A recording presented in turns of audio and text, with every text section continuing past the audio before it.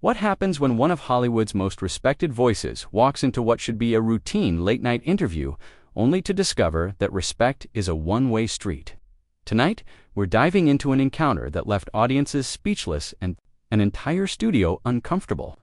This is the story of how Morgan Freeman, a man who has narrated our lives and brought dignity to every role he's touched, found himself facing something he never expected from a late-night host. Before we get into this incredible story, make sure you hit that subscribe button and drop a comment below, because what you're about to hear will have you questioning everything you thought you knew about celebrity interviews. The green room was unusually quiet that evening. Morgan Freeman sat in his familiar, composed manner, reading through his notes while sipping tea from a simple white mug. At 76 years old, Freeman had done thousands of interviews, appeared on every major talk show multiple times, and knew the rhythm of late-night television better than most hosts themselves. He was there to promote his latest documentary project, something close to his heart about environmental conservation. The project had taken him 3 years to complete, and he was genuinely excited to share the message with a broader audience. His publicist, Sarah, paced nervously near the door. She had been working with Freeman for over a decade and knew his professional standards better than anyone. Something felt off about tonight's booking, though she couldn't quite put her finger on it. The production assistants seemed more frantic than usual. The energy backstage felt charged in an uncomfortable way, and she had noticed several last-minute script changes being rushed to the host's desk just minutes before showtime. Up from his notes as a young production assistant, knocked on the door. The kid couldn't have been older than 22, with the kind of nervous energy that suggested this. It was either his first week on the job, or something unusual was about to happen. He stammered through the standard 5-minute warning, his voice cracking slightly as he mentioned that the host wanted to do something special tonight, something that would really connect with the audience. Sarah exchanged a glance with Freeman. In their years of working together, they had developed an almost telepathic communication. Special usually meant unpredictable, and unpredictable often meant problematic. Freeman simply nodded, his expression remaining calm but his eyes showing just a hint of concern. He had dealt with unprofessional hosts before. Overeager interviewers who thought catching a celebrity off guard made for better television, but this felt different somehow. The assistant continued, explaining that the host had prepared some unique questions, really personal stuff that would help the audience see the real Morgan Freeman. Sarah felt her stomach drop. Personal questions were fine. Freeman was comfortable discussing his life and career. But the way this kid was describing it sounded more like an ambush than an interview. She started to speak up, but Freeman raised his hand gently, signaling that he could handle whatever was coming, as they made their way toward the stage. Freeman could hear the audience warming up, their laughter and applause creating the familiar, the soundtrack of late-night television he had performed on stages around the world, from small theaters to massive movie sets. And the sound of an engaged audience always energized him. Tonight, however, something in the quality of their laughter seemed different, more aggressive somehow, as if they had been primed for conflict rather than conversation. The stage manager guided Freeman to his position behind the curtain, explaining the entrance cue and reminding him about the camera positions. Everything seemed standard, professional, exactly what he expected from a major network talk show. But as he stood there waiting for his introduction, Freeman couldn't shake the feeling that he was walking into something more complicated than a simple promotional interview. The host's voice boomed through the speakers as he began the introduction, his tone carrying an edge that Freeman had never heard before in their previous encounters.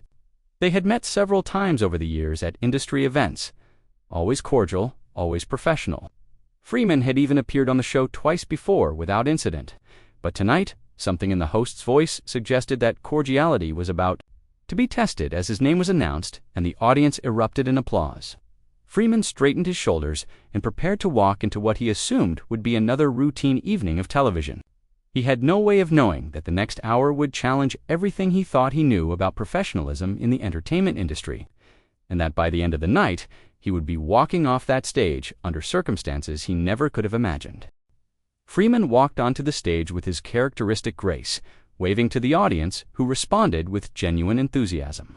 The applause felt warm and welcoming, a stark contrast to the tension he had sensed backstage. He settled into the guest chair, Adjusting his suit jacket and offering his familiar, reassuring smile to the cameras, the host bounded over with exaggerated energy, pumping Freeman's hand longer than necessary while the audience continued clapping as the applause died down and the cameras rolled. The host launched into what seemed like a standard opening. He mentioned Freeman's legendary career, his distinctive voice, and his latest environmental documentary. Freeman nodded along, pleased that they were starting with the project he genuinely wanted to discuss. He began explaining the 3-year journey of creating the documentary, the remote locations they had visited, and the urgent message about climate change that he hoped to convey. But something shifted in the host's demeanor as Freeman spoke. His smile became more forced, his nods more impatient, and his eyes kept darting to his notes with an intensity that suggested he was waiting for something specific. When Freeman paused to take a breath, expecting the natural follow-up questions about the documentary, the host pounced with something completely unexpected. The first personal question came out of nowhere, catching Freeman completely off guard. It wasn't about his career or his current project. It was about his personal life, delivered with a smirk that suggested the host thought he was being clever. Freeman's expression remained composed, but anyone who knew him well could see the slight tightening around his eyes. He answered diplomatically, trying to steer the conversation back to more appropriate territory. The host wasn't having it. Instead of following Freeman's lead, he doubled down with another invasive question. This one even more inappropriate than the first. The audience began to shift uncomfortably in their seats.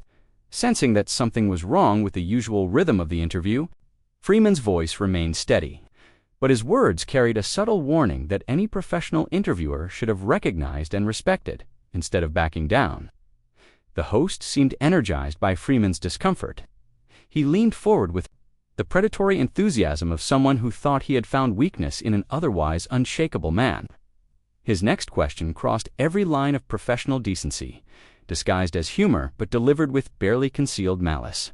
The studio audience fell silent, their earlier enthusiasm replaced by an uncomfortable tension that seemed to fill every corner of the room. Freeman's response was measured but firm. He pointed out that the questions had nothing to do with why he was there, that he had come to discuss important environmental issues, not to satisfy the host's apparent need for sensational content. His voice carried the weight of decades of experience and the quiet authority that had made him one of the most respected figures in Hollywood. The host's reaction was telling. Instead of apologizing or redirecting the conversation, he became defensive and aggressive. He accused Freeman of being difficult, of not understanding how late-night television worked, of being out of touch with what audiences really wanted. To see, his voice rose slightly, taking on a mocking tone that suggested he thought Freeman was being unreasonable. Freeman remained calm, but his words became more direct. He explained that he had been doing interviews for longer than the host had been alive, that he understood television perfectly well, and that what he didn't understand was why they couldn't have a respectful conversation about the topics they had agreed to discuss. The quiet intensity in his voice made clear that his patience was running thin. The host's response was the moment everything changed. Instead of recognizing the warning signs and attempting to salvage the interview, he made a comment that was so inappropriate, so disrespectful, that it left the entire studio stunned. The words hung in the air like a physical presence, their impact obvious in the collective gasp from the audience and the horrified expressions on the faces of the production crew. Freeman sat motionless for a long moment, his expression unreadable. When he finally spoke, his voice was quiet but carried an unmistakable edge of authority.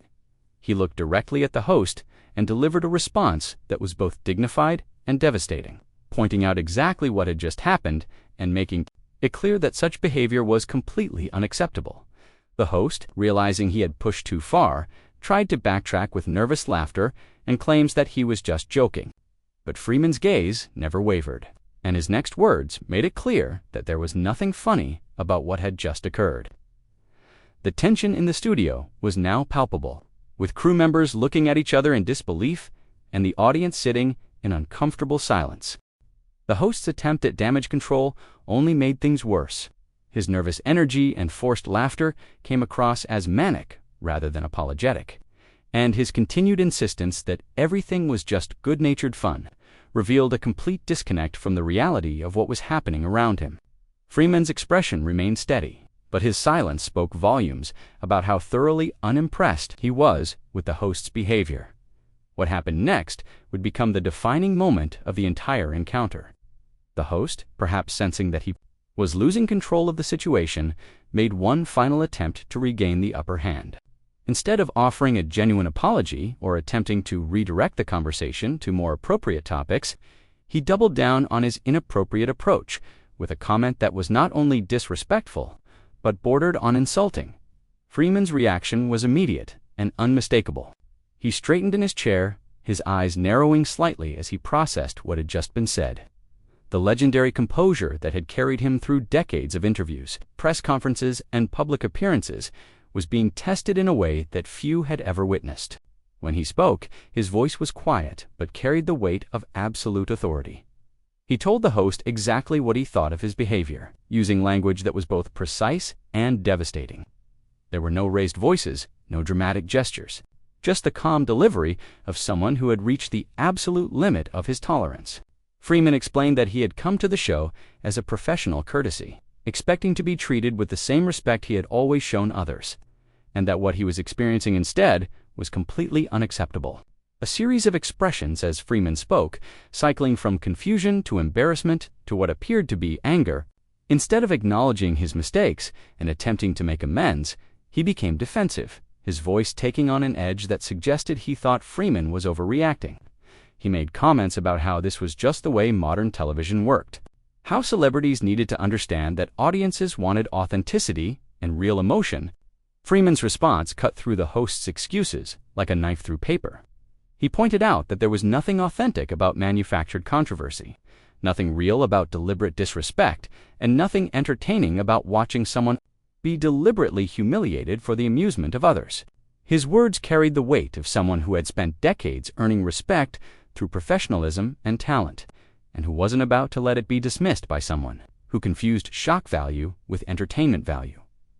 The studio had become eerily quiet, with even the production crew frozen in place as they watched the confrontation unfold. The audience sat in stunned silence, clearly uncomfortable with what they were witnessing, but unable to look away. This wasn't the kind of television they had expected when they came to a taping, and many seemed genuinely disturbed by the host's behavior. The host made one final mistake that sealed his fate. Instead of recognizing that he had created an untenable situation and attempting to end the interview with whatever dignity remained, he made a comment that was not only inappropriate, but revealed exactly what he thought about his guests and his audience. The words came out with the kind of casual cruelty that suggested this wasn't an aberration, but rather a glimpse into his true character. Freeman stood up slowly, his movement deliberate and dignified despite the chaos around him. He looked at the host for a long moment, then turned to address the audience directly. His voice was calm and measured as he explained that he had come to discuss important environmental issues, that he had expected to be treated with basic professional respect, and that what had occurred instead was something he could not and would not tolerate. He thanked the audience for their time and attention, apologized that they had been subjected to such an uncomfortable situation, and made it clear that his departure was not about being difficult or unreasonable, but about maintaining the standards of professionalism that had guided his entire career. His words were dignified and gracious. Even in the face of such unprofessional treatment, the host's final response was perhaps the most telling moment of the entire encounter. Instead of apologizing to Freeman or to the audience, instead of acknowledging that he had created an impossible situation, he became petulant and defensive. He accused Freeman of being unable to handle modern television, of being out of touch with contemporary audiences, and of being unwilling to engage in the kind of spontaneous conversation that made for great television. Leaving the stage were delivered with the quiet authority that had made him one of the most respected voices in entertainment. He made it clear that there was nothing spontaneous about deliberate disrespect, nothing contemporary about basic unprofessionalism, and nothing great about television that sacrificed dignity for ratings. Then he walked off the stage with the same grace and composure he had brought to it, leaving behind a stunned audience and a host who had revealed far more about his own character than he had intended. The silence that followed Freeman's departure was deafening, broken only by the confused murmurs of an audience trying to process what they had just witnessed. It was a moment that would be remembered not for its entertainment value, but as a masterclass in how true professionalism responds to its absence.